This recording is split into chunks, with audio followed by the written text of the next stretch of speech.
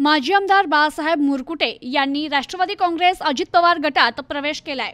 यामुळे अहिल्यानगरच्या राजकारणात नवीन समीकरण पाहायला मिळणार आहे। अहिल्यानगर जिल्ह्यातील नेवासा तालुक्यातील माजी आमदार बाळासाहेब मुरकुटे यांनी प्रहार जनशक्ती पक्षाला रामराम ठोकत आगामी पंचायत समिती जिल्हा परिषद निवडणुकीच्या पार्श्वभूमीवर राष्ट्रवादी काँग्रेस अजित पवार गटात मुंबई येथे राष्ट्रवादी पक्षाचे अध्यक्ष तथा उपमुख्यमंत्री अजित पवार यांच्या उपस्थितीत जाहीर प्रवेश केलाय। तर नेवासा तालुक्यात राष्ट्रवादी काँग्रेस अजित पवार गट मजबूत ठेवण्याचं काम आतापर्यंत अब्दुल शेख यांनी केलं असून त्यांच्या खांद्याला खांदा देत आता राष्ट्रवादी पक्ष वाढविण्याचं काम माजी आमदार बाळासाहेब मुरकुटे हे करणार आहे।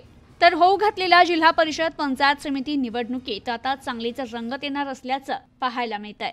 एका बाजूला शिवसेना उद्धव ठाकरे गटाचे माजी मंत्री शंकररावजी गडाख, तर एका बाजूला शिवसेना शिंदे गटाचे विद्यमान आमदार विठ्ठलराव लंघे आणि आता एका बाजूला नव्यानं राष्ट्रवादी काँग्रेस अजित पवार गटात सामील झालेले माजी आमदार बाळासाहेब मुरकुटे यांच्यामुळे नेवासा तालुक्यात नवीन राजकीय समीकरण पाहायला मिळणार आहे। Bureau report, news today 24।